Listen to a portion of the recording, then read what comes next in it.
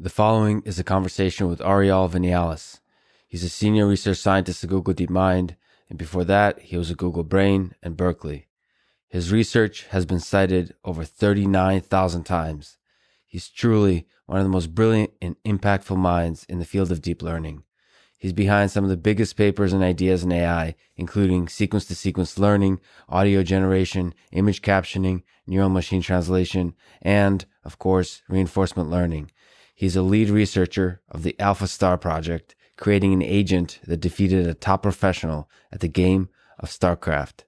This conversation is part of the Artificial Intelligence Podcast. If you enjoy it, subscribe on YouTube, iTunes, or simply connect with me on Twitter at Lex Friedman, spelled F-R-I-D.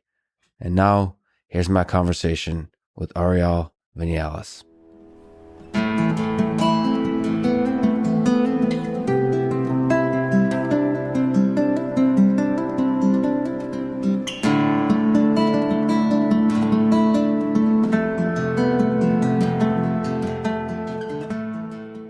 You spearheaded the DeepMind team behind AlphaStar that recently beat a top professional player at StarCraft.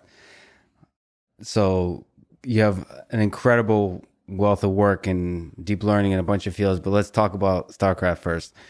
Let's go back to the very beginning, even before AlphaStar, before DeepMind, before deep learning. First, what came first for you, a love for programming or a love for video games? I think for me, it definitely came first, the drive to play video games. I really liked computers. I didn't really code much, but what I would do is I would just mess with the computer, break it and fix it. That was the level of skills, I guess, that I gained in my very early days. I mean, when I was 10 or 11. And then I really got into video games, especially StarCraft, actually, the first version. I spent most of my time just playing kind of pseudo-professionally, as professionally as you could play back in 98 in Europe, which was not a very main scene like what's called nowadays esports. Right, of course, in the 90s. So how did you get into StarCraft? What was your favorite race? How did you develop your skill? What was your strategy? All that kind of thing. So as a player, I tended to try to play not many games, not to kind of disclose the strategies that I kind of developed. And I like to play random, actually, not in competitions, but just to... I think in StarCraft, there's 3 main races, and I found it very useful to play with all of them. So I would choose random many times, even sometimes in tournaments, to gain skill on the 3 races, because it's not how you play against someone, but also if you understand the race because you play it, you also understand what's annoying, then when you're on the other side, what to do to annoy that person, to try to gain advantages here and there and so on. So I actually played random, although I must say in terms of favorite race, I really like Zerg. I was probably best at Zerg, and that's probably what I tend to use towards the end of my career before starting university. So let's step back a little bit. Could you try to describe StarCraft to people that may never have played video games, especially the massively online variety like Right. StarCraft? So StarCraft is a real-time strategy game.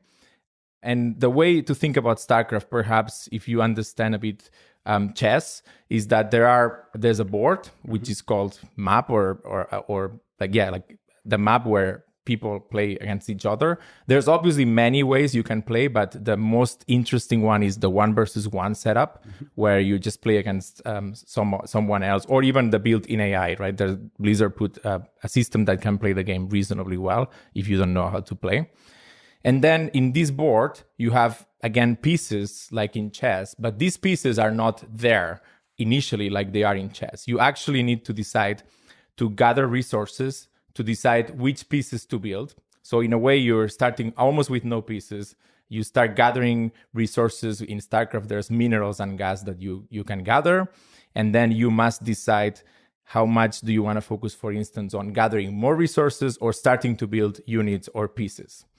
And then once you have enough pieces or maybe like attack, a good attack composition, then you go and attack the other side of the map. And now the other main difference with chess is that you don't see the other side of the map. So you're not seeing the moves of the enemy. It's what we call partially observable. So as a result, you must not only decide trading off economy versus building your own units, but you also must decide whether you want to scout to gather information. But also by scouting, you might be giving away some information that you might be hiding from the enemy. So there's a lot of complex decision making, all in real time. There's also, unlike chess, this is not a turn-based game. You play basically all the time, continuously, and thus some skill in terms of speed and accuracy of clicking is also very important. And people that train for this really play this game at an amazing skill level. I've seen many times this, and if you can witness this live, it's really, really impressive. So in a way, it's kind of a chess where you don't see the other side of the board. You're building your own pieces, and you also need to gather resources to basically get some money to build other buildings, pieces, technology, and so on. From the perspective of the human player, the difference between that and chess, or maybe that and a game like turn-based strategy like Heroes of Might and Magic, is that there's an anxiety because you have to make these decisions really quickly. And if you are not actually aware of what decisions work, it's a very stressful balance that you have to. Everything you described is actually quite stressful, difficult to balance for an amateur human player. I don't know if it gets easier at the professional level, like if they're fully aware of what they have to do, but at the amateur level, there's this anxiety. Oh crap, I'm being attacked. Oh crap, I have to build up resources. Oh, I have to probably expand, and all these. The real-time strategy aspect is really stressful, and computation, I'm sure, difficult. We'll get into it, but for me, BattleNet. So StarCraft was released in '98, 20 years ago, which is hard to believe. And Blizzard BattleNet with Diablo in '96 came out. And to me, it might be a narrow perspective, but it changed online gaming and perhaps society forever. Yeah. But I may have made way too narrow a viewpoint. But from your perspective, can you talk about the history of gaming over the past 20 years?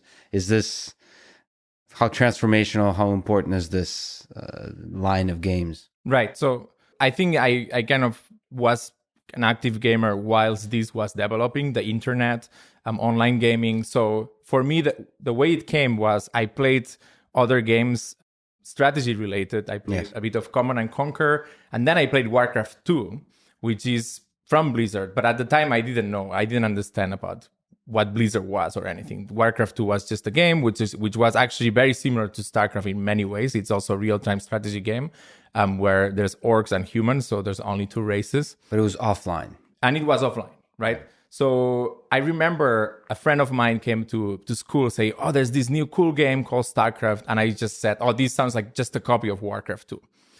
Until I kind of installed it.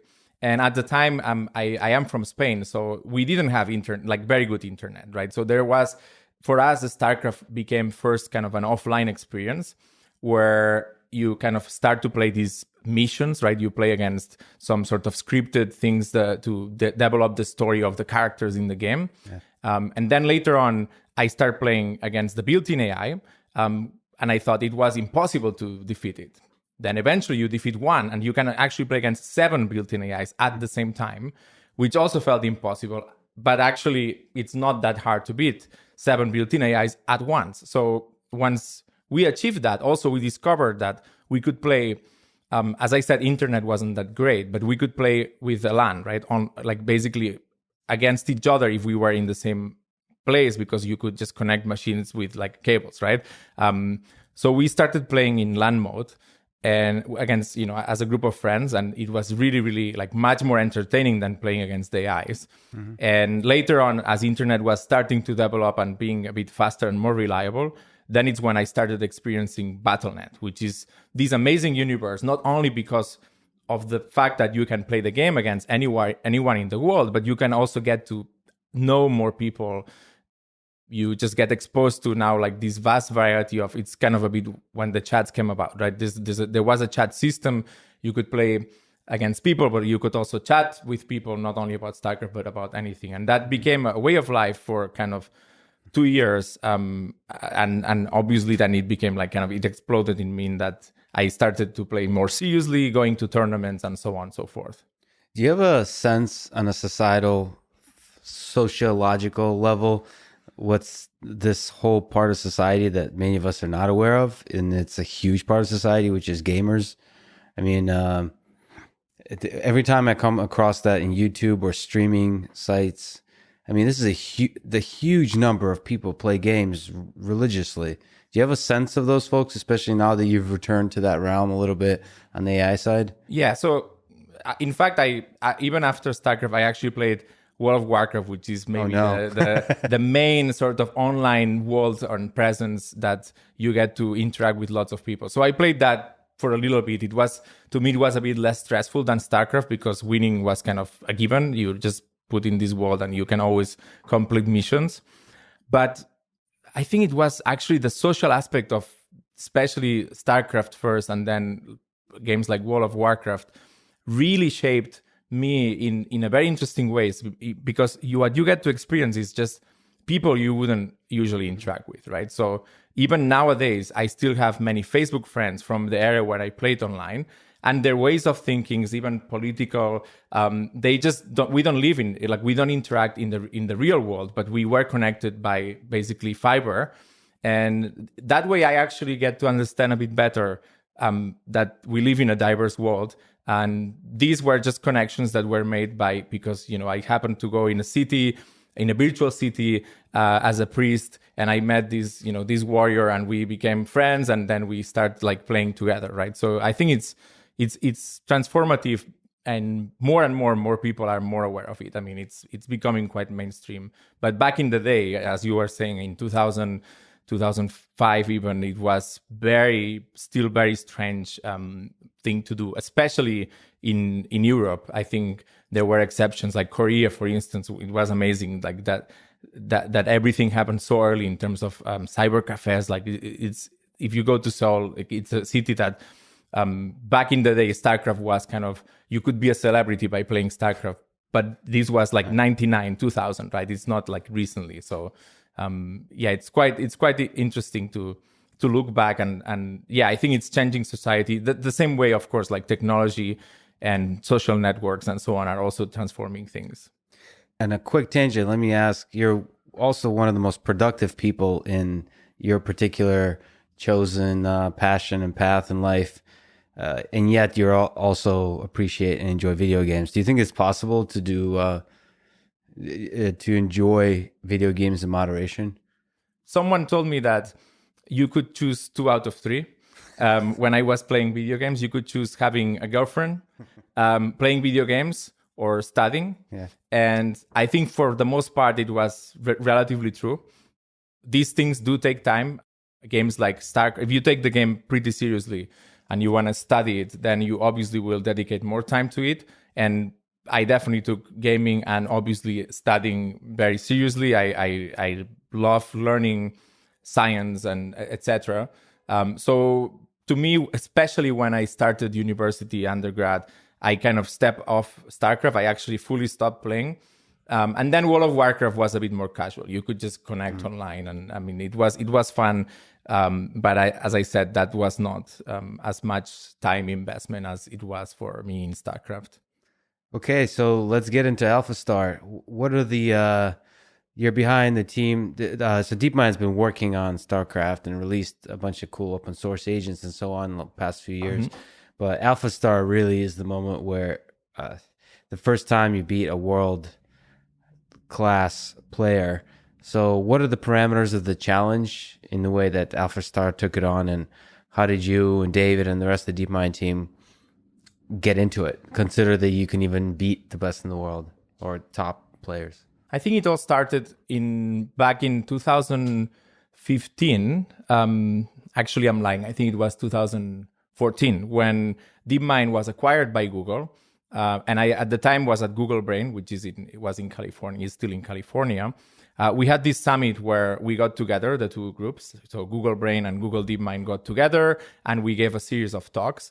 And given that they were doing deep reinforcement learning for games, I decided to bring up part of my past which I had developed at Berkeley, like this thing which we call Berkeley Overmind, which is really just a StarCraft 1 bot, right? So I talked about that.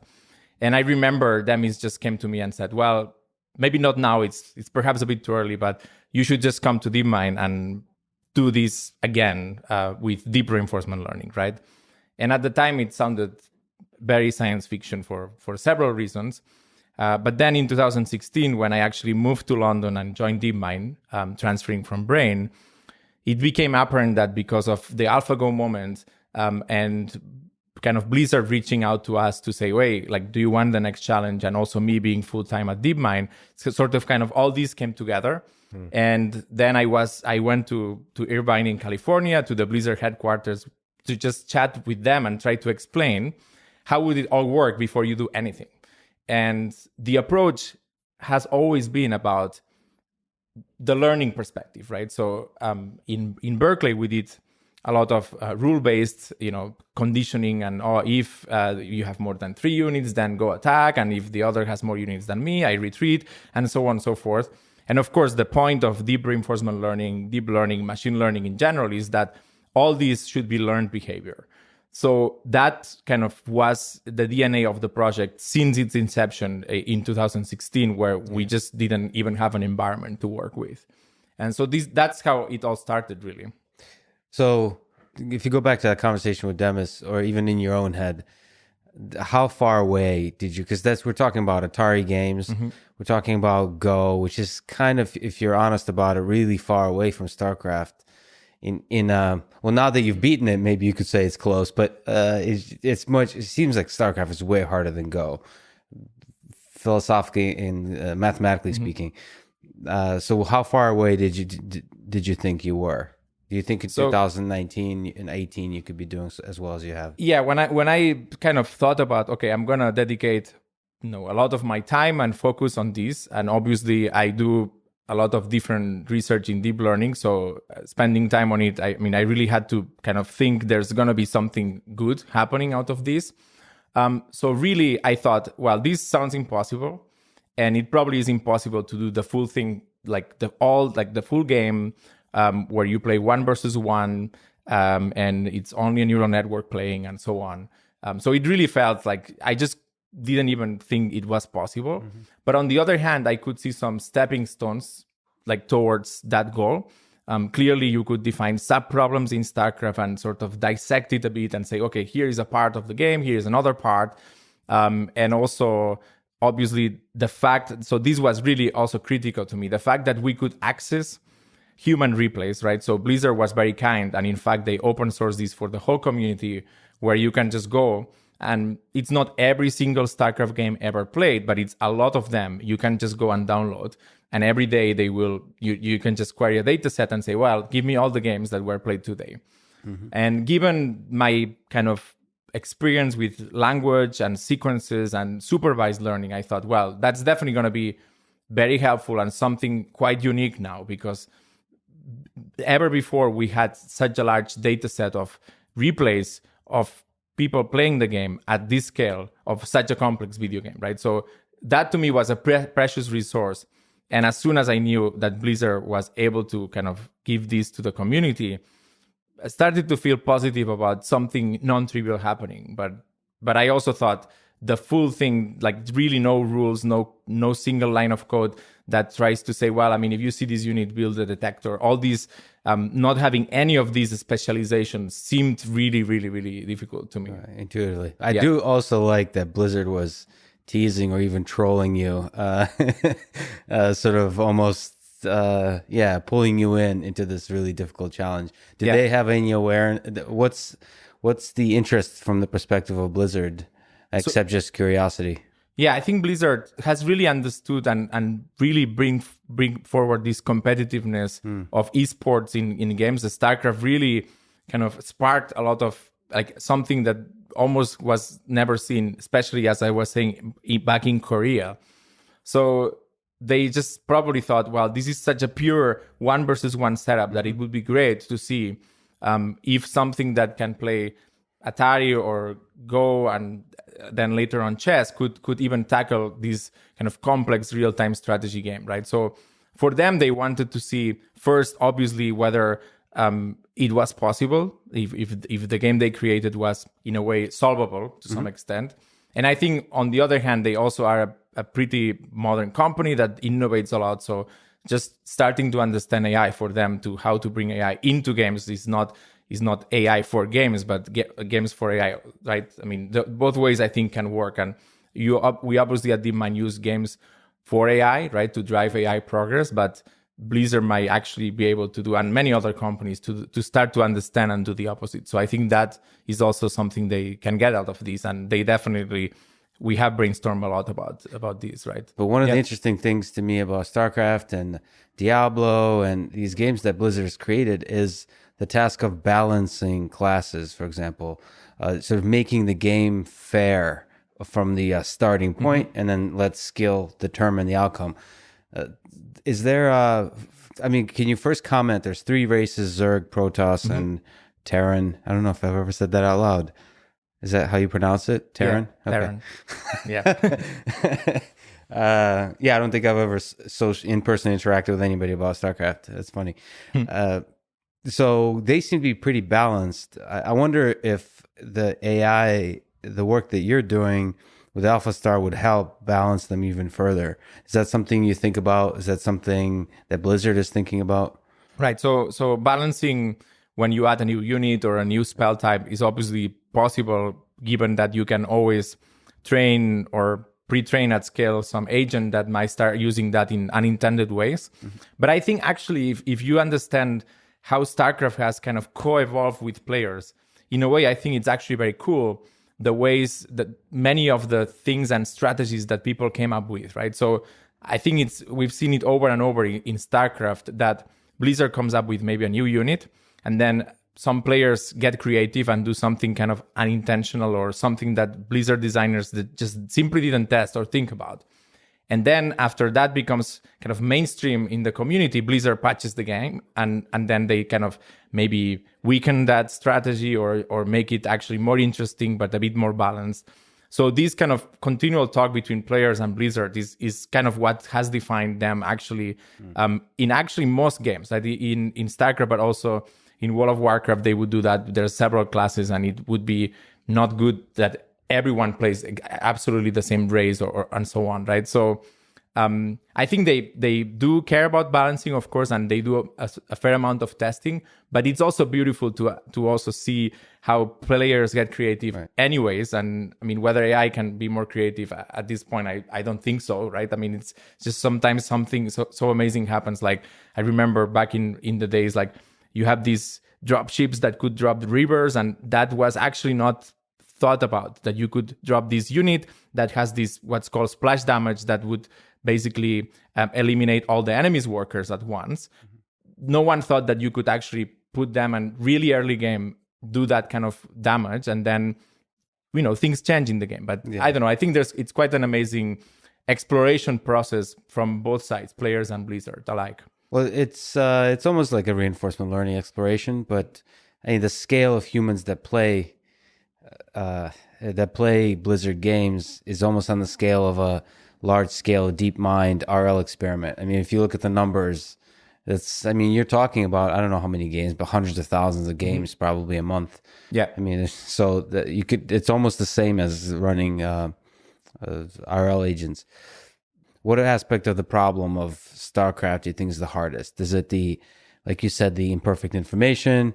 Is it the fact they have to do long-term planning? Is it the real-time aspect, so you have to do stuff really quickly?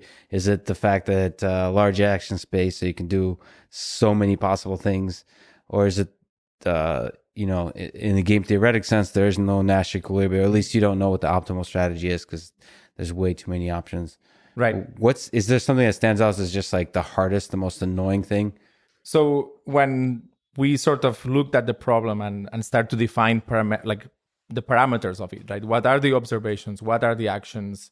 It became very apparent that the very first barrier that one would hit in StarCraft would be because of the action space being so large, and us not being able to search like you could in chess or Go, even though the search space is vast. the main problem that we identified was that of exploration, right? So without any sort of human knowledge or human prior, if you think about StarCraft and you know how deep reinforcement learning's algorithm work, which is essentially by issuing random actions and hoping that they will get some wins sometimes so they could learn. So if you think of the action space in StarCraft, almost anything you can do in the early game is bad, because any action involves taking workers, which are mining minerals for free. That's something that the game does automatically, sends them to mine, and you would immediately just take them out of mining and send them around. So just thinking, how is it going to be possible to get to understand these concepts, but even more like expanding, right? There's these buildings you can place in other locations in the map to gather more resources, but the location of the building is important. And you have to select a worker, send it walking to that location, build a building, wait for the building to be built, and then put extra workers there so they start mining. That feels like impossible if you just randomly click to produce that desirable state that then you could hope to learn from, because eventually that may yield to an extra win, right? So for me, the exploration problem, and due to the action space and the fact that there's not really turns, there's so many turns because the game essentially ticks at 22 times per second. I mean, that's how they discretize sort of time. Obviously, you always have to discretize time. There's no such thing as real time. But it's really a lot of time steps of things that could go wrong. And that definitely felt a priori like the hardest. You mentioned many good ones. I think partial observability, the fact that there is no perfect strategy because of the partial observability, those are very interesting problems. We start seeing more and more now in terms of as we solve the previous ones. But the core problem to me was exploration, and solving it has been basically kind of the focus and how we saw the first breakthroughs. So exploration in a multi-hierarchical way. So like 22 times a second exploration has a very different meaning than it does in terms of should I gather resources early or should I wait or so on. Right. So how do you solve the long-term? Let's talk about the internals of AlphaStar. So first of all, how do you represent the state of the game as the input? Right. How do you then do the long-term sequence modeling? How do you build a policy? Right. So what's the architecture like? So AlphaStar has obviously several components, but everything passes through what we call the policy, which is a neural network. And that's kind of the beauty of it. I could just now give you a neural network and some weights. And if you fed the right observations and you understood the actions the same way we do, you would have basically the agent playing the game. There's absolutely nothing else needed other than those weights that were trained.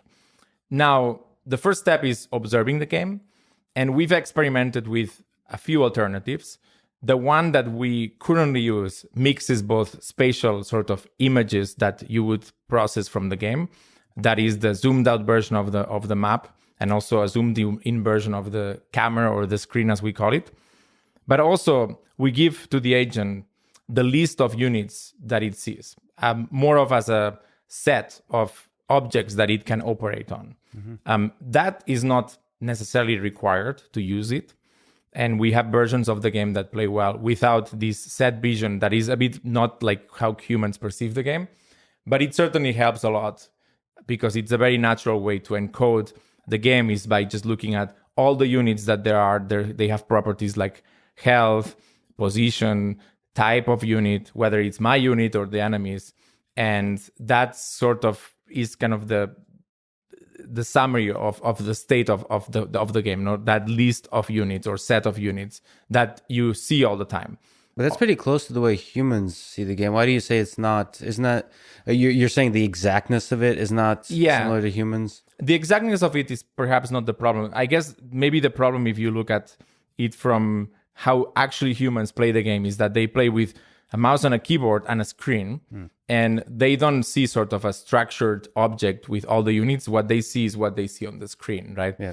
So remember that sorry to interrupt, there's a plot that you showed with camera-based where you do exactly that, right? You move around, and that seems to converge to similar performance. Yeah, I think that's what we're kind of experimenting with what's necessary or not, but using the set.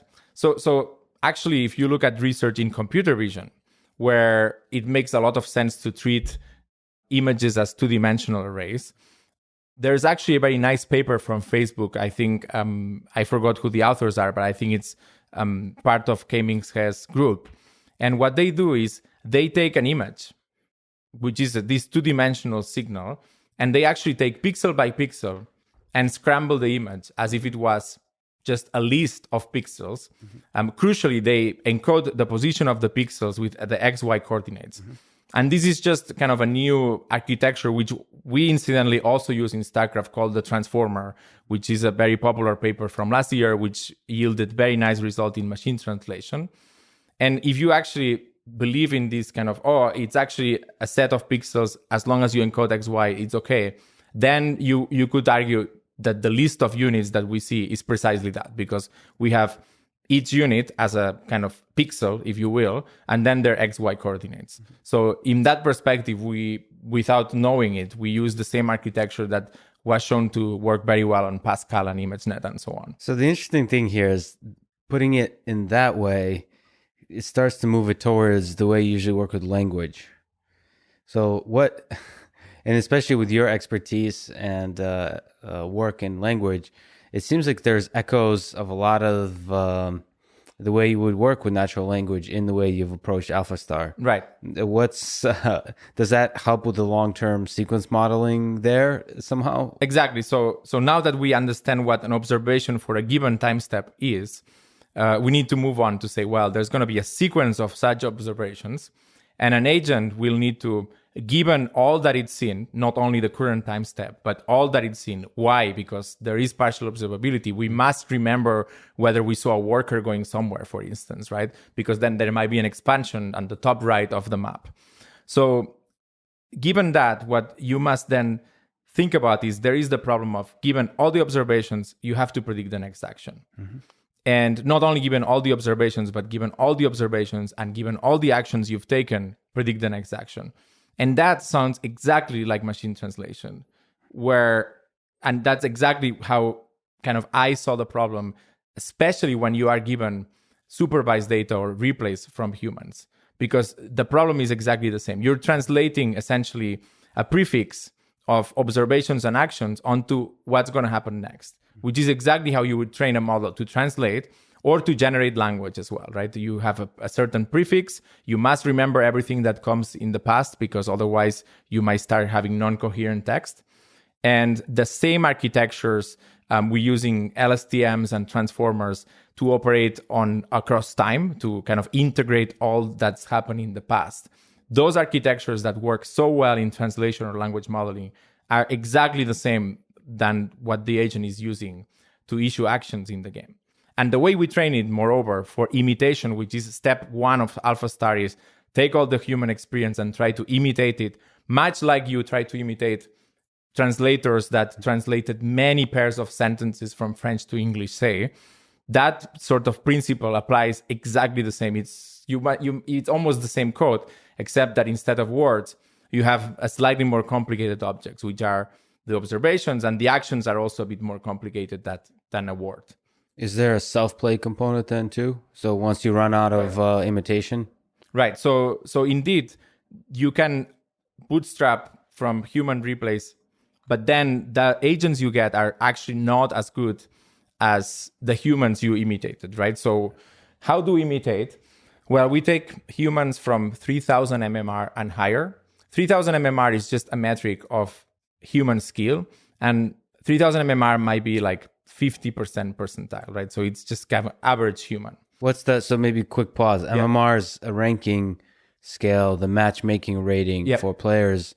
So it's 3000. I remember there's like a master and a grandmaster. What's 3000? So 3000 is pretty bad.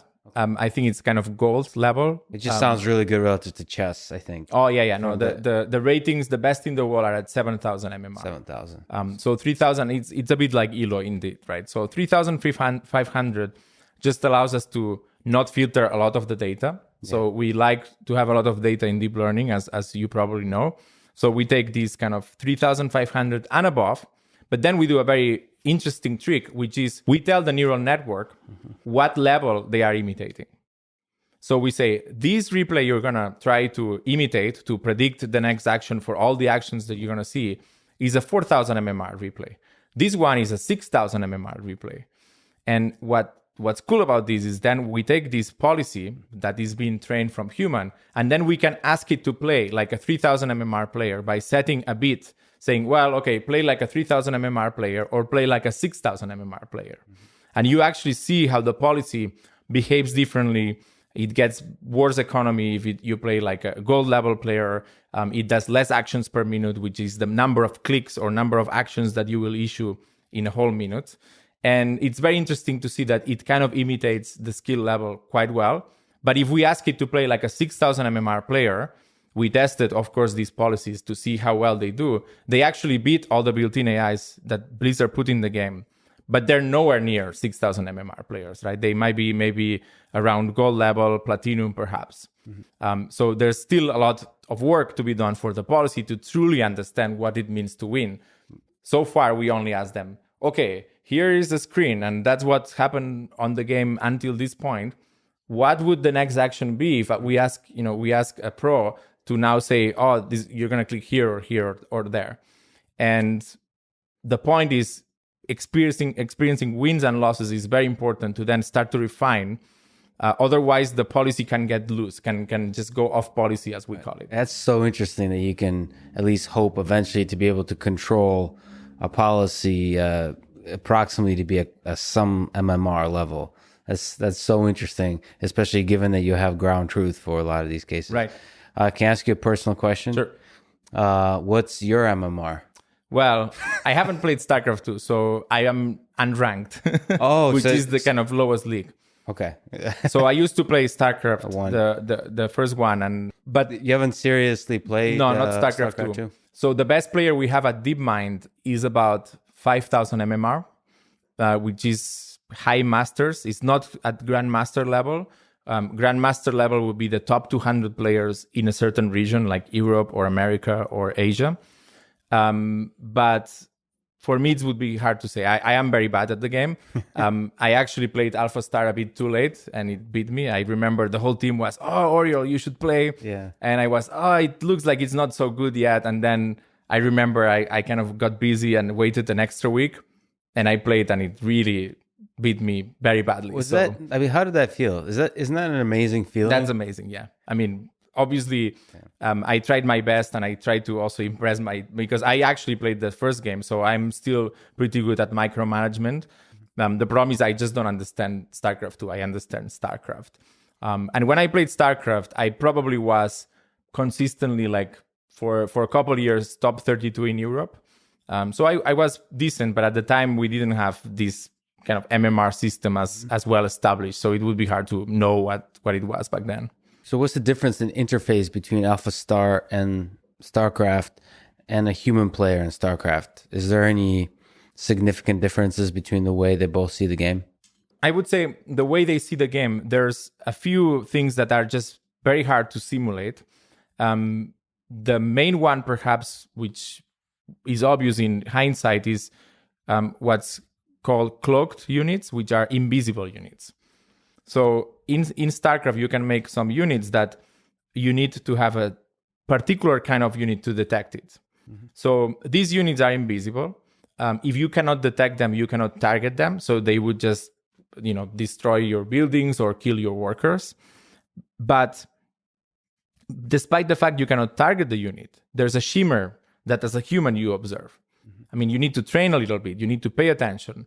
But you would see this kind of space-time like distortion, and you would know, okay, there's like a wave thing. It's called shimmer. Space-time distortion. I like it. That's really like the Blizzard term is shimmer. Shimmer, okay. And so this shimmer, professional players actually can see it immediately. They understand it very well. But it's still something that requires certain amount of attention, and it's kind of a bit annoying to deal with.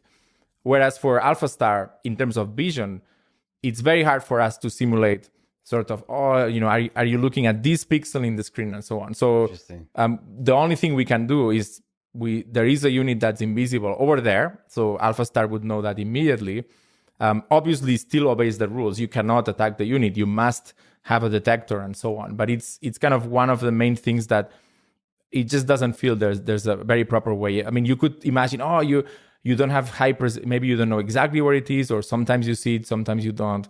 But it's just really, really complicated to get it so that everyone would agree, that's the best way to simulate this, right? It seems like a perception problem. It is a perception problem. So the only problem is people, or you ask, what's the difference between how humans perceive the game? I would say they wouldn't be able to tell a shimmer immediately as it appears on the screen, whereas AlphaStar in principle sees it very sharply, right? It sees that a bit turned from 0 to 1, meaning there's now a unit there, although you don't know the unit, or you don't know, you know that you cannot attack it and so on. Got it. So that from a vision standpoint, that probably is the one that is kind of the most obvious one.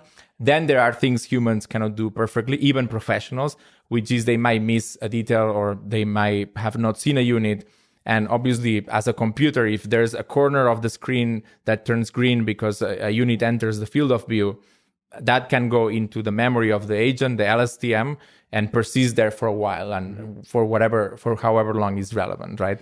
And in terms of action, it seems like the rate of action from AlphaStar is comparative, if not slower than professional players, but it's more precise, is what I read. Right. So that's a very, that's really probably the one that is causing us more issues for a couple of reasons, right? The first one is StarCraft has been an AI environment for quite a few years. In fact, I was participating in the very first competition back in 2010. And there's really not been a kind of a very clear set of rules how the actions per minute, the rate of actions that you can issue is. And as a result, these agents or bots that people build in a kind of almost very cool way, they do 20,000, 40,000 actions per minute. Now, to put this in perspective, a very good professional human might do 300 to 800 actions per minute. They might not be as precise. That's why the range is a bit tricky to identify exactly. I mean, 300 actions per minute precisely is probably realistic. 800 is probably not, but you see humans doing a lot of actions because they warm up and they kind of select things and spam and so on, just so that when they need, they have the accuracy. So we came into this by not having kind of a standard way to say, well, how do we measure whether an agent is at human level or not? On the other hand, we had a huge advantage, which is because we do imitation learning, agents turned out to act like humans in terms of rate of actions, even precisions and imprecisions of actions. In the supervised policy, you could see all these. You could see how agents like to spam click, to move here. If you played, especially Diablo, you would know what I mean. I mean, you just spam, move here, move here, move here. You're doing literally maybe 5 actions in 2 seconds, but these actions are not very meaningful. One would have sufficed. So on the one hand, we start from this imitation policy that is at the ballpark of the actions per minute of humans, because it's actually statistically trying to imitate humans. So we see this very nicely in the curves that we showed in the blog post. There's these actions per minute, and the distribution looks very human-like. But then, of course, as self-play kicks in, and that's the part we haven't talked too much yet, but of course, the agent must play against itself to improve. Then there's almost no guarantees that these actions will not become more precise, or even the rate of actions is going to increase over time. So what we did, and this is probably kind of the first attempt that we thought was reasonable, is we looked at the distribution of actions for humans for certain windows of time.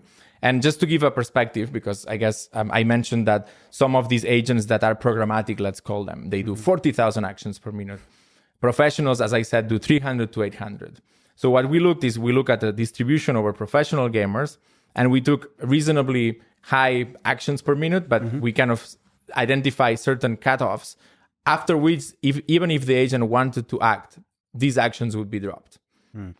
But the problem is this cutoff is probably set a bit too high. And what ends up happening, even though the games, and when we ask the professionals and the gamers, by and large, they feel like it's playing human-like, there are some agents that developed maybe slightly too high APMs, which is actions per minute, combined with the precision, which made people sort of start discussing a very interesting issue, which is, should we have limited this? Should we just let it loose and see what cool things it can come up with, right? Interesting. So this is in itself an extremely interesting question, but the same way that modeling the shimmer would be so difficult, modeling absolutely all the details about muscles and precision and tiredness of humans would be quite difficult, right? So we're really here in kind of innovating in this sense of, okay, what could be maybe the next iteration of putting more rules that makes the agents more human-like in terms of restrictions. So yeah, putting constraints that... more constraints, yeah. That's really interesting. That's really innovative. So one of the constraints you put on yourself, or at least focused in, is on the Protoss race, as far as I understand. Can you tell me about the different races and how they... so Protoss, Terran, and Zerg, how do they compare? How do they interact? Why did you choose Protoss? Right. Yeah. In the dynamics of the game, seen from a strategic perspective. So Protoss, so in StarCraft, there are 3 races. Indeed, in the demonstration, we saw only the Protoss race. So maybe let's start with that one. Protoss is kind of the most technologically advanced race.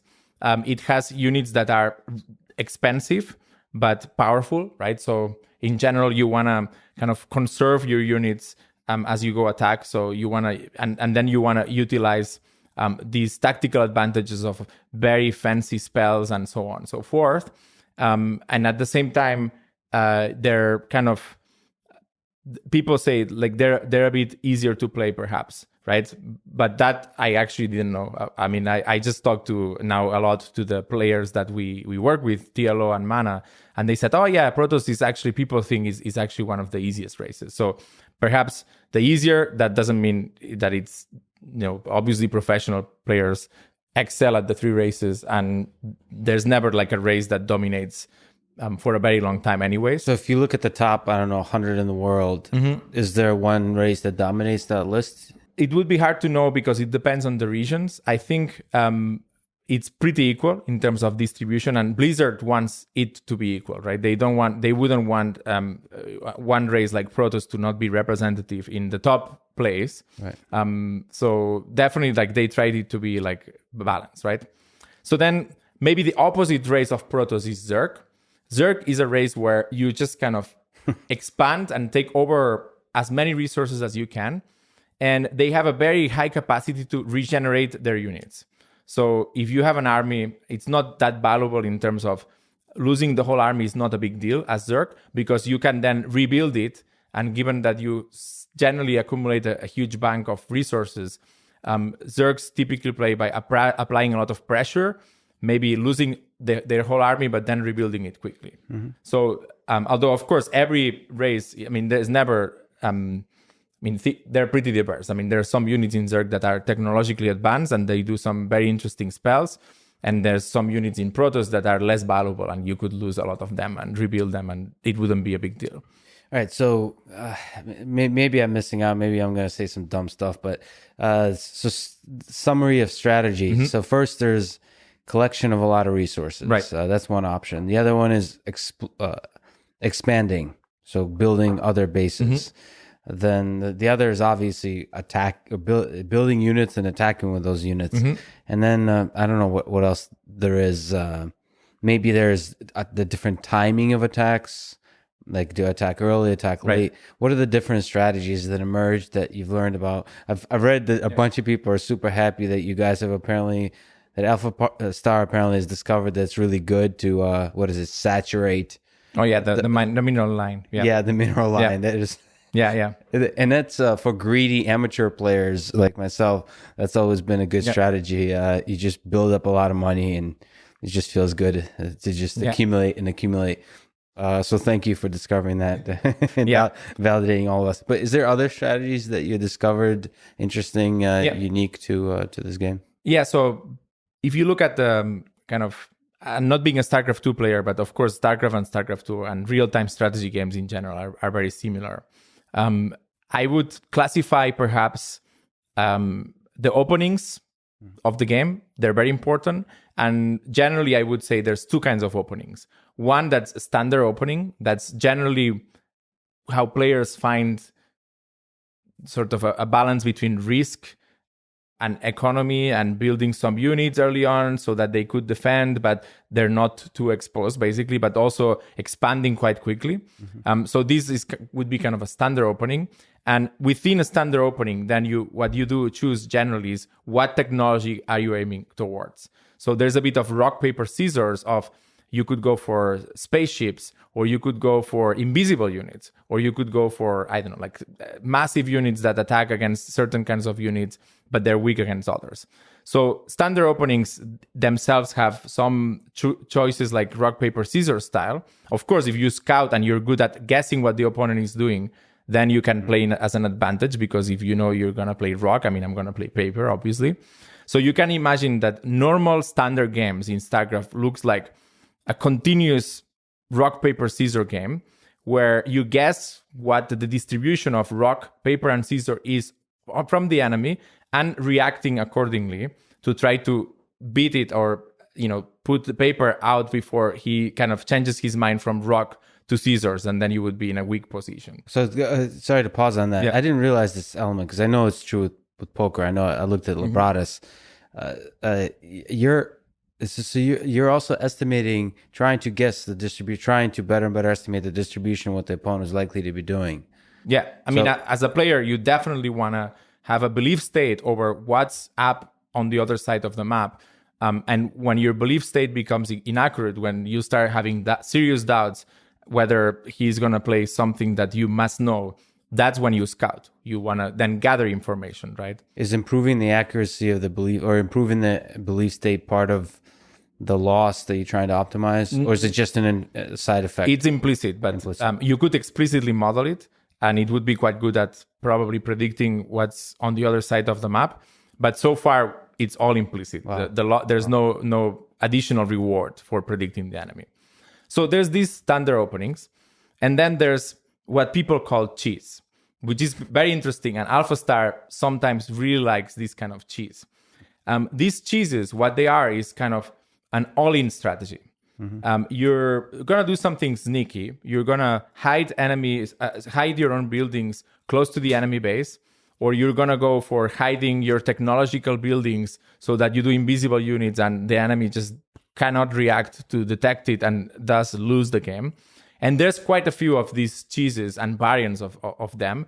And there it's where actually the belief state becomes even more important. Because if I scout your base and I see no buildings at all, any human player knows something's up. They might know, well, you're hiding something close to my base. Should I build suddenly a lot of units to defend? Should I actually block my ramp with workers so that you cannot come and destroy my base? So there's all this is happening, and defending against cheeses is extremely important. And in the AlphaStar League, many agents actually develop some cheesy strategies. And in the games we saw against TLO and Mana, 2 out of the 10 agents were actually doing these kind of strategies, which are cheesy strategies. And then there's a variant of cheesy strategy, which is called all-in. So an all-in strategy is not perhaps as drastic as, I'm going to build cannons on your base and then bring all my workers and try to just disrupt your base and game over, or GG, as we say in StarCraft. There's these kind of very cool things that you can align precisely at a certain time mark. So, for instance, you can generate exactly 10 unit composition that is perfect, like 5 of this type, 5 of this other type, and align the upgrade so that at 4 minutes and a half, let's say, you have these 10 units and the upgrade just finished. And at that point, that army is really scary. And unless the enemy really knows what's going on, if you push, you might then have an advantage because maybe the enemy is doing something more standard. It expanded too much. It developed too much economy, and it trade off badly against having defenses, and the enemy will lose. But it's called all-in because if you don't win, then you're going to lose. Right. So you see players that do these kind of strategies. If they don't succeed, game is not over. I mean, they still have a base and they still gathering minerals, but they will just GG out of the game because they know, well, game is over. I gambled and I failed. So if we start entering the game theoretic aspects of the game, it's really rich, and that's why it also makes it quite entertaining to watch. Even if I don't play, I still enjoy watching the game. But the agents are trying to do this mostly implicitly. But one element that we improved in self-play is creating the AlphaStar League. And the AlphaStar League is not pure self-play. It's trying to create different personalities of agents so that some of them will become cheesy agents. Some of them might become very economical, very greedy, like getting all the resources, but then being maybe early on, they're going to be weak, but later on, they're going to be very strong. And by creating this personality of agents, which sometimes it just happens naturally, that you can see kind of an evolution of agents that, given the previous generation, they train against all of them, and then they generate kind of the perfect counter to that distribution. But these agents, you must have them in the populations, because if you don't have them, you're not covered against these things, right? It's kind of you wanna create all sorts of the opponents that you will find in the wild, so you can be exposed to these cheeses, early aggression, later aggression, more expansions, dropping units in your base from the side, all these things. And pure self-play is getting a bit stuck at finding some subset of these, but not all of these. Right. So the AlphaStar League is a way to kind of do an ensemble of agents that they're all playing in a league, much like people play on Battle.net, right? You play against someone who does a new cool strategy, and you immediately, oh my God, I want to try it. I want to play again. And this, to me, was another critical part of the problem, which was, can we create a Battle.net for agents? Yeah, and that's kind of what the AlphaStar League really fascinating, and where they stick to their different strategies. Yeah. Wow, that's really, really interesting. So, but that said, you were fortunate enough, or just skilled enough, to win 5-0. And so how hard is it to win? I mean, that's not the goal. I guess I don't know what the goal is. The goal should be to win majority, not 5-0. But how hard is it in general to win all matchups on a 1v1? So that's a very interesting question, because once you see AlphaStar and superficially you think, well, okay, it won. If you sum all the games like 10-1, right? It lost the game that it played with the camera interface. You might think, well, that's done, right? It's superhuman at the game. And that's not really the claim we really can make, actually. The claim is we beat a professional gamer for the first time. StarCraft has really been a thing that has been going on for a few years, but a moment like this had not occurred before yet. But are these agents impossible to beat? Absolutely not, right? So that's a bit what's, kind of the difference is the agents play at grandmaster level. They definitely understand the game enough to play extremely well. But are they unbeatable? Do they play perfect? No. And actually, in StarCraft, because of these sneaky strategies, it's always possible that you might take a huge risk sometimes, but you might get wins, right? Out of this. So I think as a domain, it still has a lot of opportunities, not only because, of course, we want to learn with less experience. We would like to, if I learn to play Protoss, I can play Terran and learn it much quicker than AlphaStar can, right? So there are obvious, interesting research challenges as well. But even as the raw performance goes, really the claim here can be we are at pro level or at high grandmaster level. But obviously, the players also did not know what to expect, right? This kind of their prior distribution was a bit off because they played this kind of new, like alien brain, as they like to say it, right? And that's what makes it exciting for them. But also, I think if you look at the games closely, you see there were weaknesses in some points. Maybe AlphaStar did not scout, or if it had invisible units going against at certain points, it wouldn't have known and it would have been bad. So there's still quite a lot of work to do. But it's really a very, very exciting moment for us to be seeing, wow, a single neural net on a GPU is actually playing against these guys who are amazing. I mean, you have to see them play in live. They're really, really amazing players. Yeah, I'm sure there must be a guy in Poland somewhere right now training his butt off to make sure that this never happens again with AlphaStar. So that's really exciting in terms of AlphaStar having some holes to exploit, which is great. And then we build on top of each other. And it feels like StarCraft, unlike Go, even if you win, it's still not it's still not. There's so many different dimensions in which you can explore. So that's really, really interesting. Do you think there's a ceiling to AlphaStar? You've said that it hasn't reached. This is a big. Wait, what? Let me actually just pause for a second. How did it feel to come here to this point, to beat a top professional player like that night? I mean, Olympic athletes have their gold medal, right? This is your gold medal in a sense. Sure, you're cited a lot, you've published a lot of prestigious papers, whatever, but this is like a win. How did it feel?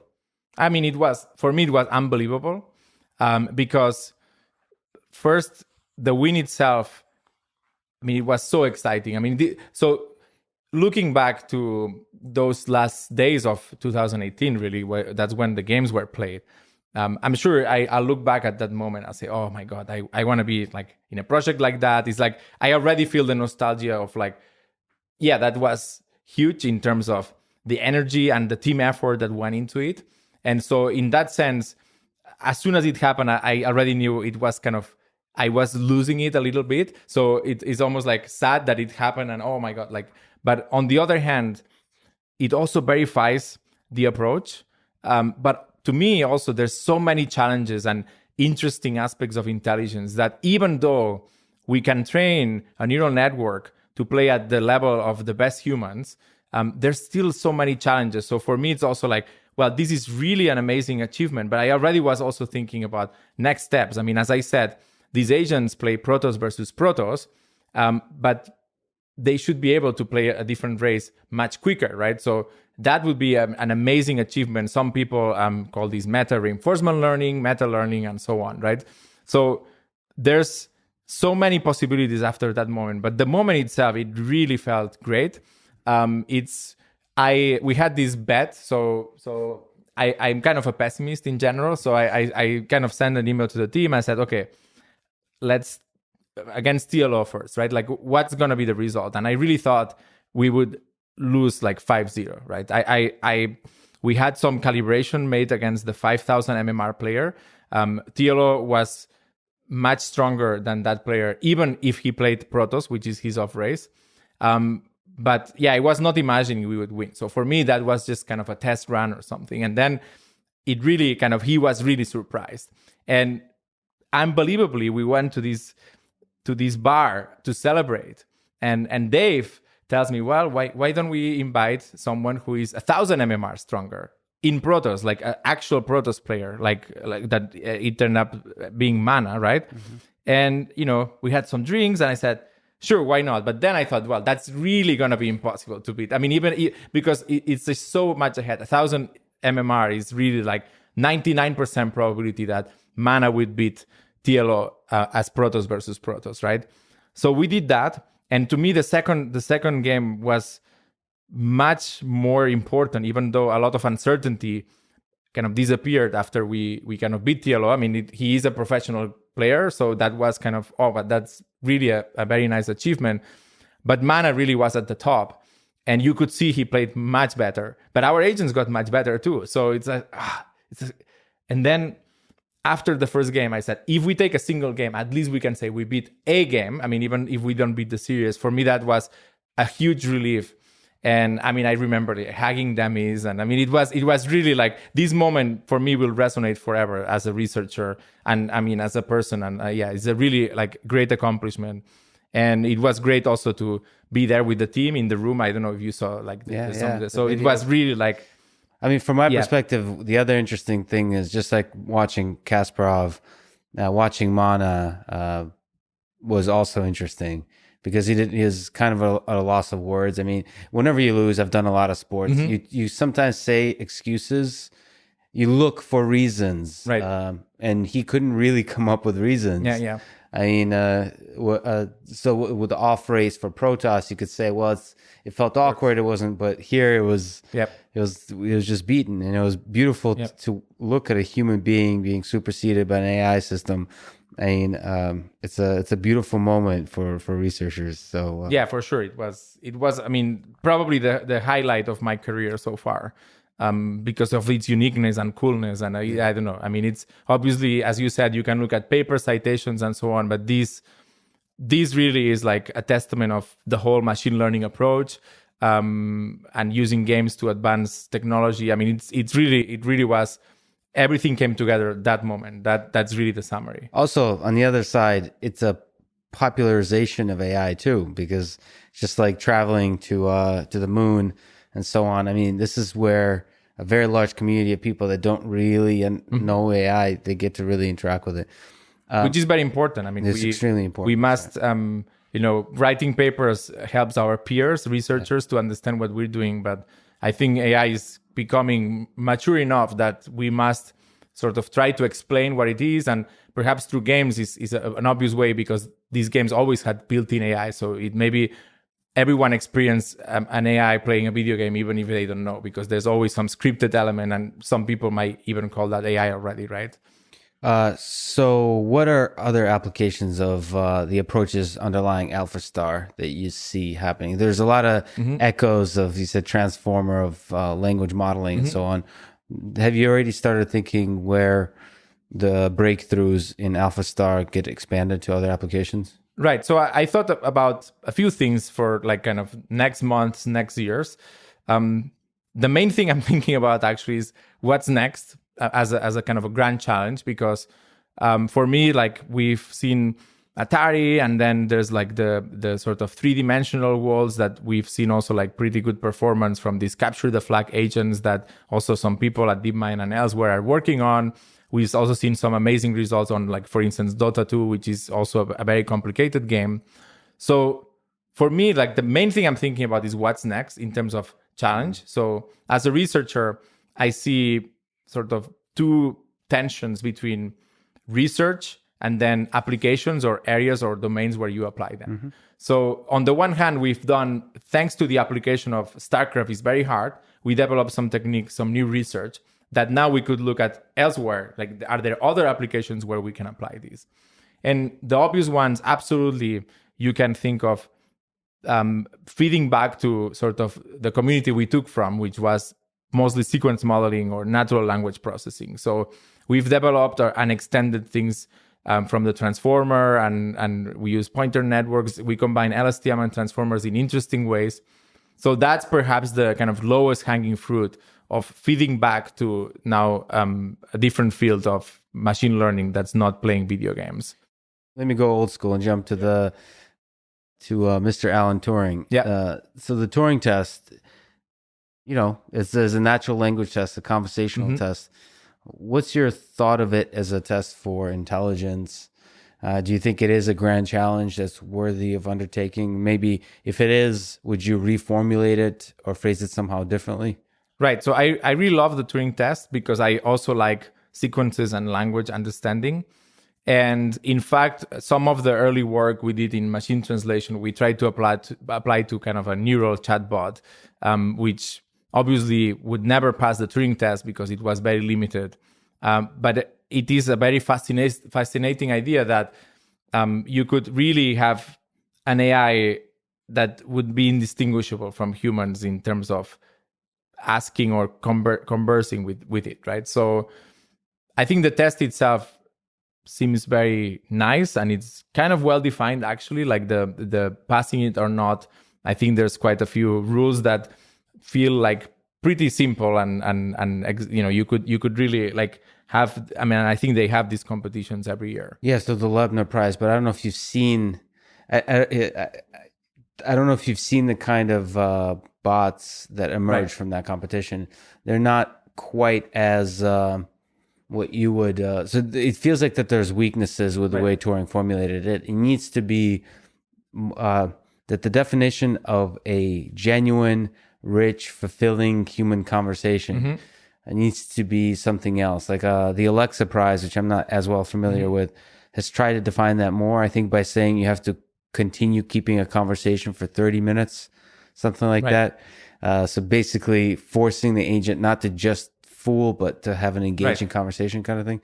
Is that, I mean, is this, have you thought about this problem richly? Like, and if you have in general, how far away are we from, you worked a lot on language understanding, language generation, but the full dialogue, the conversation, just sitting at the bar, having a couple of beers for an hour, that kind of conversation. Have you thought about it? Yeah, so I think you touched here on the critical point, which is feasibility, right? So there's a great sort of essay by Hamming, which describes sort of grand challenges of physics.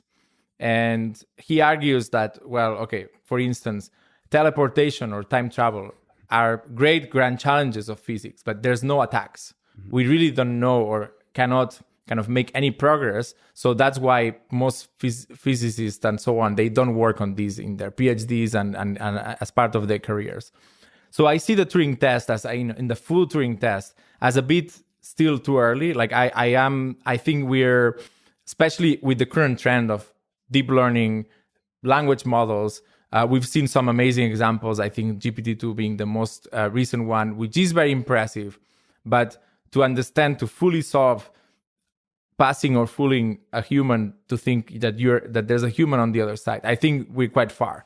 So as a result, I don't see myself, and I probably would not recommend people doing a PhD on solving the Turing test, because it just feels it's kind of too early or too hard of a problem. Yeah, but that said, you said the exact same thing about StarCraft about a few years ago. So indeed, to Demis. So I yes, you'll probably also be the person who passes the Turing test in 3 years. I mean, I think So we have this on record. This is nice. It's true. It's true. I mean, it's true that progress sometimes is a bit unpredictable. I really wouldn't have even 6 months ago, I would not have predicted the level that we see that these agents can deliver at grandmaster level. But I have worked on language enough. And basically, my concern is not that something could happen, a breakthrough could happen that would bring us to solving or passing the Turing test, is that I just think the statistical approach to it, like this, it's not going to cut it. So we need a breakthrough, which is great for the community. But given that, I think there's quite a more uncertainty. Whereas for StarCraft, I knew what the steps would be to kind of get us there. I think it was clear that using the imitation learning part and then using these BattleNet for agents were going to be key. And it turned out that this was the case, and a little more was needed, but not much more.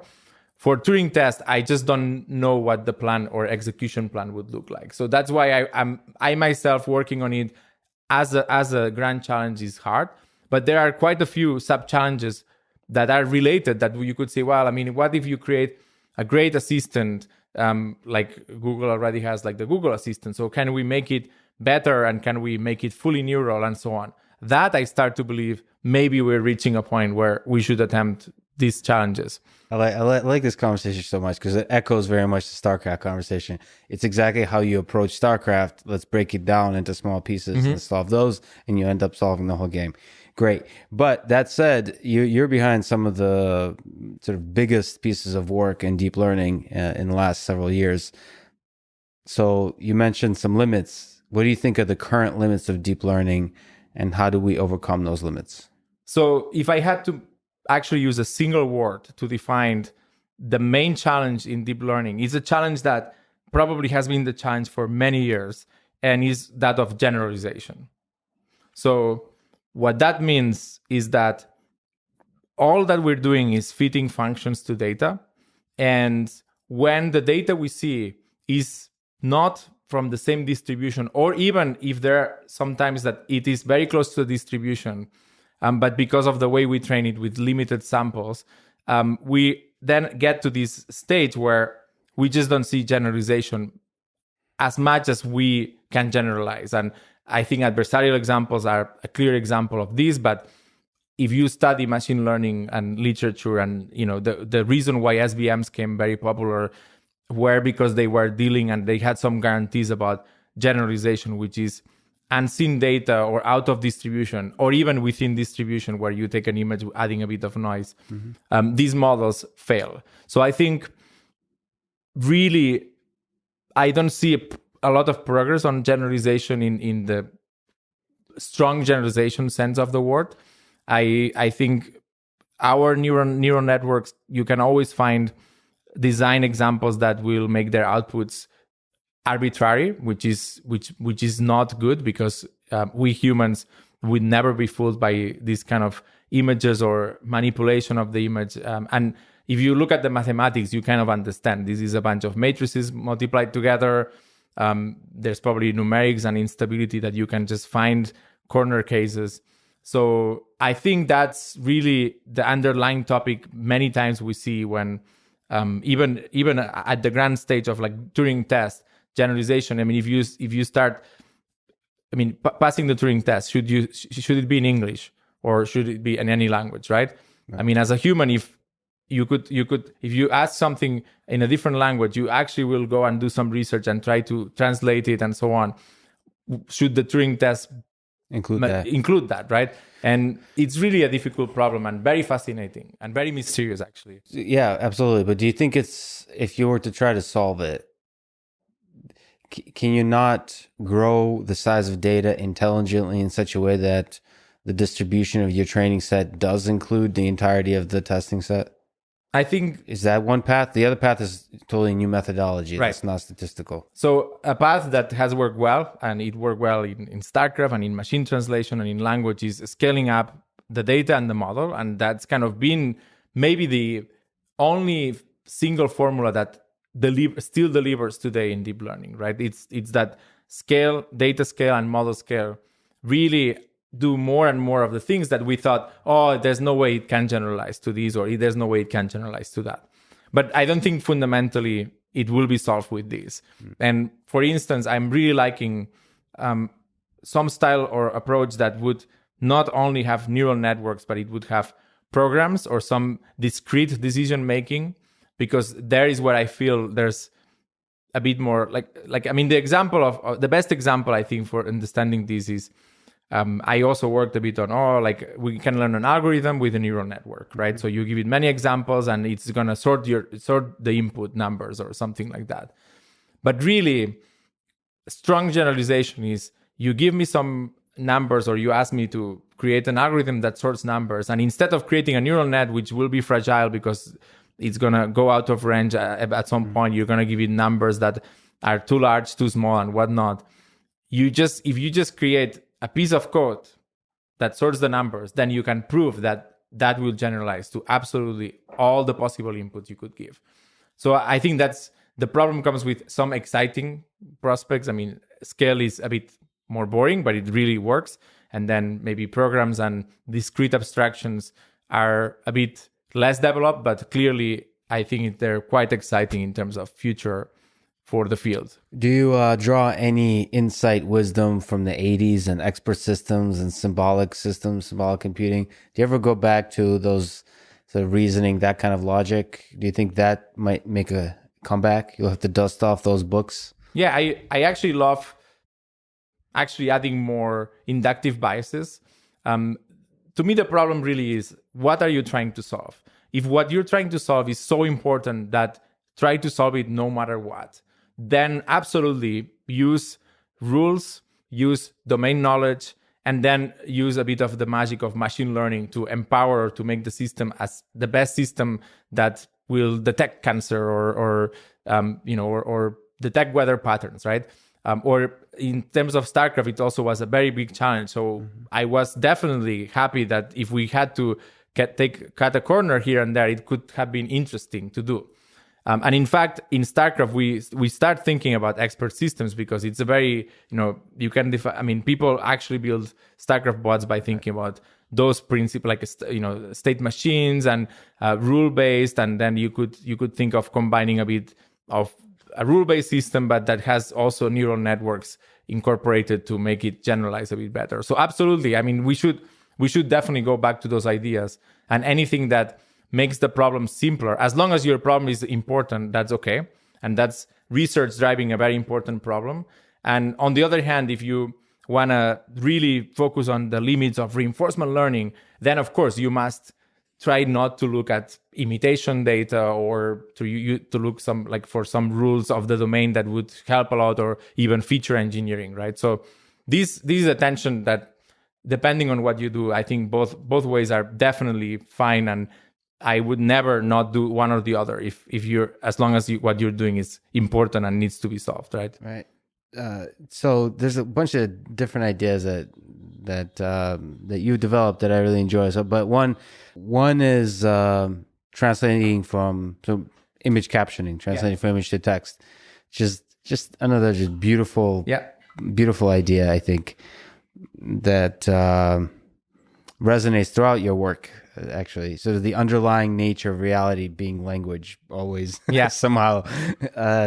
So what's the connection between images and text, or rather the visual world and the world of language, in your view? Right. So I think a piece of research that's been central to, I would say, even extending into StarCraft is this idea of sequence to sequence learning, which what we really meant by that is that you can now really input anything to a neural network as the input X, and then the neural network will learn a function F that will take X as an input and produce any output Y. Mm-hmm. And these X and Ys don't need to be like static or like a features, like a fixed vectors or anything like that. It could be really sequences and now beyond like data structures, right? So that paradigm was tested in a very interesting way when we moved from translating French to English to translating an image to its caption. But the beauty of it is that really, and that's actually how it happened. I changed a line of code in this thing that was doing machine translation. I came the next day and I saw how it was producing captions that seemed like, oh my God, this is really, really working. And the principle is the same, right? So I think I don't see text, vision, speech, waveforms as something different. As long as you basically learn a function that will vectorize, these into, and then after we vectorize it, we can then use, transformers, LSTMs, whatever the flavor of the month of the model is. And then as long as we have enough supervised data, really, this formula will work and will keep working, I believe, to some extent, modulo these generalization issues that I mentioned before. So, but the task there is to vectorize, so to form a representation that's meaningful of the thing. And your intuition now, having worked with all this media, is that once you are able to form that representation, you can basically take anything, any sequence. Is there, going back to StarCraft, is there limits on the length? So we didn't really touch on the long-term aspect. How did you overcome the whole really long-term aspect of things here? Is there some tricks? The main trick, StarCraft, if you look at absolutely every frame, you might think it's quite a long game. So we would have to multiply 22 times 60 seconds per minute times maybe at least 10 minutes per game on average. So there are quite a few frames, but the trick really was to only observe, in fact, which might be seen as a limitation, but it is also a computational advantage. Only observe when you act. And then what the neural network decides is what is the gap going to be until the next action. And if you look at most StarCraft games that we have in the data set that Blizzard provided, it turns out that most games are actually only, it is still a long sequence, but it's maybe like 1,000 to 1,500 actions, which if you start looking at LSTMs, large LSTMs, transformers, it's not that difficult, especially if you have supervised learning. If you had to do it with reinforcement learning, the credit assignment problem, what is it that in this game that made you win? That would be really difficult. But thankfully, because of imitation learning, we didn't kind of have to deal with this directly. Although if we had to, we tried it. And what happened is you just take all your workers and attack with them. And that sort of is kind of obvious in retrospect because you start trying random actions. One of the actions will be a worker that goes to the enemy base. And because it's self-play, it's not going to know how to defend because it basically doesn't know almost anything. And eventually what you develop is this, take all workers and attack. Because the credit assignment issue in a rally is really, really hard. I do believe we could do better, and that's maybe a research challenge for the future. But yeah, even in StarCraft, the sequences are maybe 1,000, which I believe is within the realm of what transformers can do. Yeah, I guess the difference between StarCraft and Go is in Go and chess, stuff starts happening right away. Right. So there's not... Yeah, it's pretty easy through self-play. Not easy, but through self-play, it's possible to develop reasonable strategies quickly, as opposed to StarCraft. I mean, in Go, there's only 400 actions, but one action is what people would call the God action. That would be, if you had expanded the whole search tree, that's the best action if you did minimax or whatever algorithm you would do if you had the computational capacity. But in StarCraft, the 400 is minuscule. Like in 400, exactly. You don't even you couldn't even click on the pixels around a unit, right? So I think the problem there is in terms of action space size is way harder.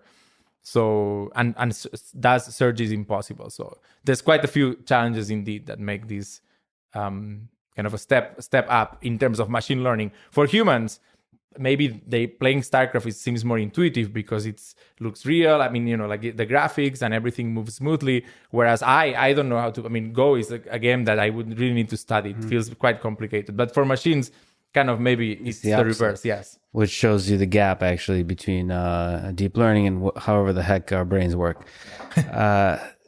So you developed a lot of really interesting ideas. It's interesting to just ask, what's your process of developing new ideas? Do you like brainstorming with others? Do you like thinking alone? Do you like was it Ian Goodfellow said he came up with GANs after a few beers? Right. He thinks beers are essential for coming up with new ideas. Well, we had beers to decide to play another game of StarCraft after a week. So it's really similar to that story. Actually, I explained this in a DeepMind retreat, and I said this is the same as the gun story. I mean, we were in a bar and we decided let's play a game next week, and that's what happened. I feel like we're giving the wrong message to young undergrads.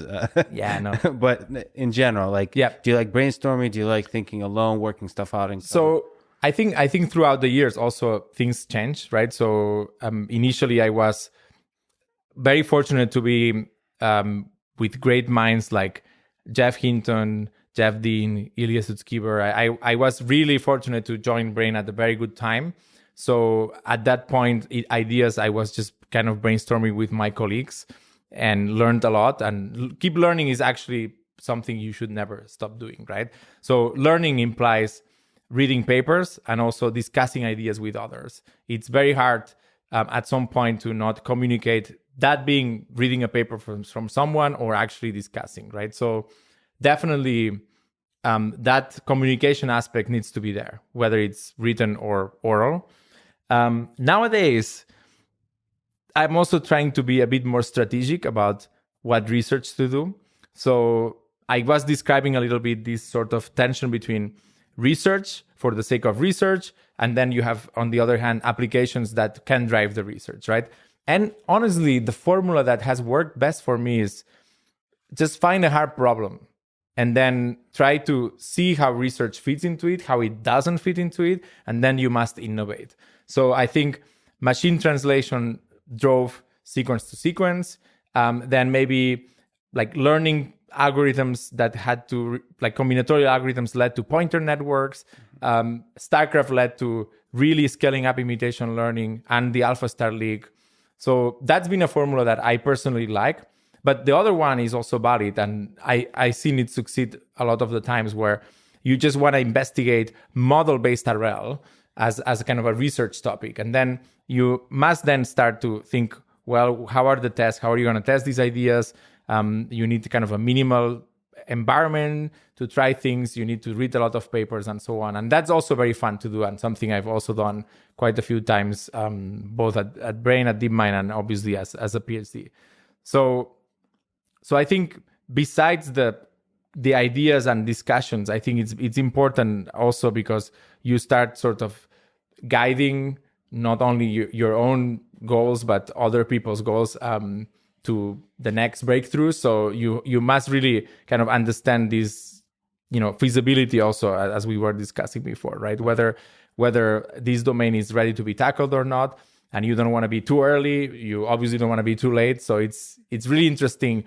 This strategic component of research, which I think as a grad student, I just had no idea I just read papers and discussed ideas. And I think this has been maybe the major change. And I recommend people kind of feed forward to success, how it looks like, and try to backtrack other than just kind of looking, oh, this looks cool. And then you do a bit of random work, which sometimes you stumble upon some interesting things, but in general, it's also good to plan a bit. Yeah, I like it. Especially like your approach of taking a really hard problem, stepping right in, and then being super skeptical about being able to solve the problem.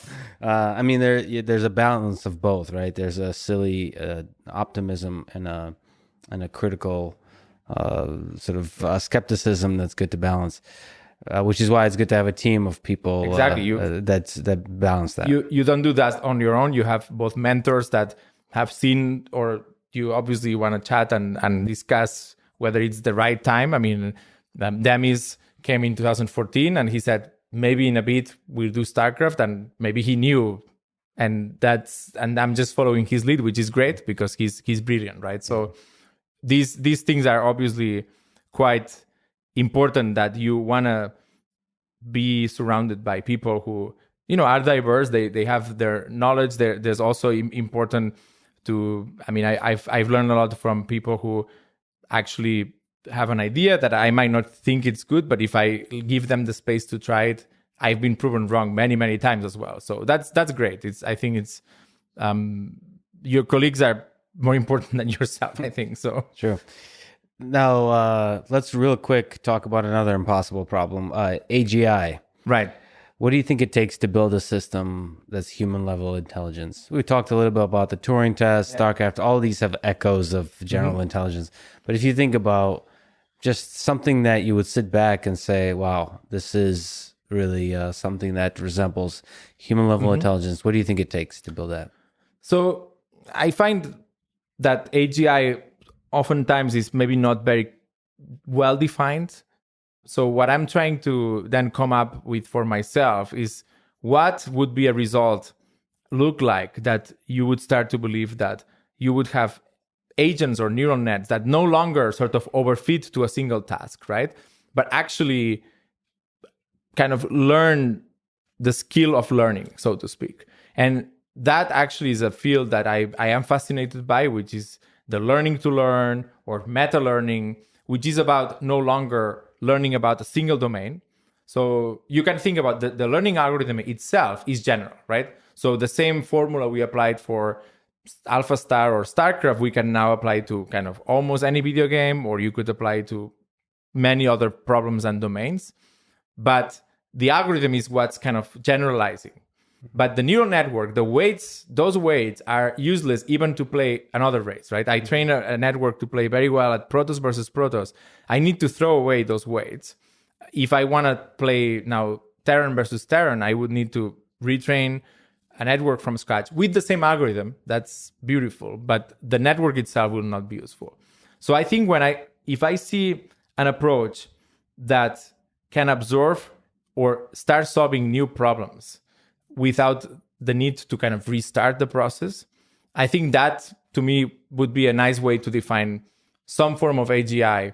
Again, I don't know the grandiose like AGI. I mean, should Turing test be solved before AGI? I mean, I don't know. I think concretely, I would like to see clearly that meta learning happen, meaning there is an architecture or a network that as it sees new problem or new data, it solves it, and to make it kind of a benchmark, it should solve it at the same speed that we do solve new problems. When I define you a new object and you have to recognize it, when you start playing a new game, you played all the Atari games, but now you play a new Atari game, well, you're going to be pretty quickly pretty good at the game. So that's perhaps what's the domain and what's the exact benchmark is a bit difficult. I think as a community, we might need to do some work to define it. But I think this first step, I could see it happen relatively soon, but then the whole what AGI means and so on, I am a bit more confused about what I think people mean different things. Yeah, there's an emotional, psychological level that like even the Turing test, passing the Turing test is something that we just pass judgment on as human beings, what it means to be, is a dog an AGI system. Yeah. Like what level? What does it mean? Right. Yeah. What does it mean? But I like the generalization, and maybe as a community would converge towards a group of domains that are sufficiently far away. That would be really damn impressive if it was able to generalize. So perhaps not as close as Protoss and Zerg, but like Well, Wikipedia. that would be a step, yeah. Yeah, it would be a good step, Yep. and then a really good step. But then like from StarCraft to Wikipedia, Yeah. and back, Yeah. that kind of thing. And that feels also quite hard and far, but I think there's, as long as you put the benchmark out, as we discovered, for instance, with ImageNet, then tremendous progress can be had. So I think maybe there's a lack of benchmark, but I'm sure we'll find one, and the community will then work towards that. And then beyond what AGI might mean or would imply, I really am hopeful to see basically machine learning or AI just scaling up and helping, people that might not have the resources to hire an assistant, or that they might not even know what the weather is like. But, so I think there's, in terms of the impact, the positive impact of AI, I think that's maybe what we should also not lose focus, right? The research community building AGI, I mean, that's a real nice goal, but and I think the way that DeepMind puts it is, and then use it to solve everything else, right? So I think we should parallelize. Yeah, we shouldn't forget of all the positive things that are actually coming out of AI already and are going to be coming out. Right. But on that note, let me ask, relative to popular perception, do you have any worry about the existential threat of artificial intelligence in the near or far future that some people have? I think in the near future. I'm skeptical, so I hope I'm not wrong. But I'm not concerned. But I appreciate efforts, ongoing efforts, and even like a whole research field on AI safety emerging and in conferences and so on. I think that's great. In the long term, I really hope we just can simply have the benefits outweigh the potential dangers. I am hopeful for that.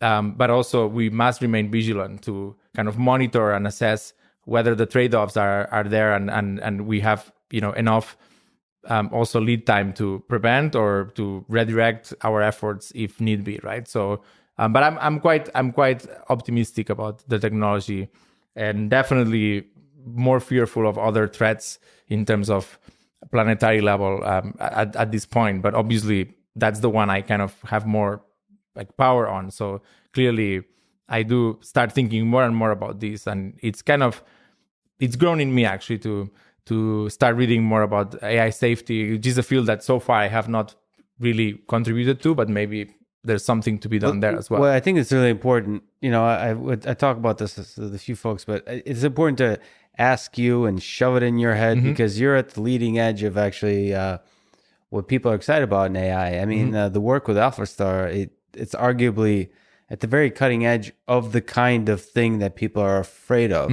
And so you speaking to that fact, and that we're actually quite far away to the kind of thing that people might be afraid of, but it's still worthwhile to think about. And it's also good that you're not as worried, and you're also open to thinking about it. There's two aspects. I mean, me not being worried, but obviously we should prepare for it, right? For things that could go wrong, misuse of the technologies, as with any technologies, right? So I think there's always trade-offs, and I as a society we've kind of solved these to some extent in the past. So I'm hoping that by having the researchers and the whole community brainstorm and come up with interesting solutions to the new things that will happen in the future, that we can still also push the research to the avenue that I think is kind of the greatest avenue, which is to understand intelligence, right? How are we doing what we're doing? And, obviously from a scientific standpoint, that is kind of the drive, my personal drive of all the time that I spend doing what I'm doing, really. Where do you see the deep learning as a field heading? Where do you think the next big breakthrough might be? So I think deep learning, I discussed a little of this before. Deep learning has to be combined with some form of discretization, program synthesis. I think that's kind of, as a research in itself, is an interesting topic to expand and start doing more research. And then as kind of what will deep learning enable to do in the future. I don't think that's going to be what's going to happen this year, but also this idea of starting not to throw away all the weights, this idea of learning to learn and really having these agents not having to restart their weights, and you can have an agent that is kind of solving or classifying images on ImageNet, but also generating speech if you ask it to generate some speech, and it should really be kind of almost the same network, but might not be a neural network. It might be a neural network with a optimization algorithm attached to it. But I think this idea of generalization to new task is something that we first must define good benchmarks, but then I think that's going to be exciting, and I'm not sure how close we are, but I think if you have a very limited domain, I think we can start doing some progress, and much like how we did a lot of progress in computer vision, we should start thinking. I really like a talk that Leon Boutou gave at ICML a few years ago, which is this train test paradigm should be broken. We should stop thinking about a training set and a test set, and these are closed, things that are untouchable. I think we should go beyond these, and in meta learning, we call these the meta training set and the meta test set, which is really thinking about, if I know about ImageNet, why would that network not work on MNIST, which is a much simpler problem? But right now, it really doesn't. But it just feels wrong, right? So I think that's kind of on the application or the benchmark sides, we probably will see quite a few more interest and progress, and hopefully people defining new and exciting challenges, really. Do you have any hope or interest in knowledge graphs within this context? So this kind of totally, yeah, constructing graph. So going back to graphs, yeah. Well, okay, neural networks are graphs, but I mean a different kind of knowledge graph, sort of like semantic graphs, or there's concepts. Yeah. So I think the idea of graphs is so I've been quite interested in sequences first, and then more interesting or different data structures like graphs. And I've studied graph neural networks in the last 3 years or so. I found these models just very interesting from deep learning standpoint. But then what do we want? Why do we want these models, and why would we use them? What's the application? What's kind of the killer application of graphs, right? And perhaps if we could extract a knowledge graph from Wikipedia automatically, right? That would be interesting, because then these graphs have this very interesting structure that also is a bit more compatible with this idea of programs and deep learning kind of working together, jumping neighborhoods and so on. You could imagine defining some primitives to go around graphs, right? So I think I really like the idea of a knowledge graph.